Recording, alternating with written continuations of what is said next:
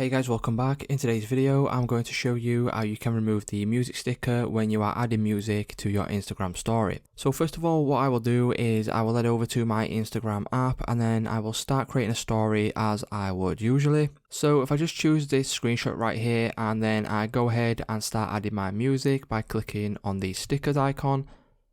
Go ahead, click on music, and then I can choose, any music track that I do like.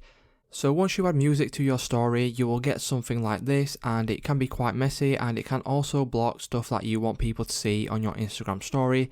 So to remove this, all you simply need to do is go down to the little carousel scroll wheel at the bottom, and you can go ahead and scroll all the way over to the left until it says music only. Once you go ahead and do this, you can then click on done, and then as you can see, that will then be removed from your Instagram story and the music will still be playing in the background. So that's how you can go ahead and remove the music stickers from your Instagram stories, guys. If this video did help you out, please leave a like on today's video, and I will see you in the next one.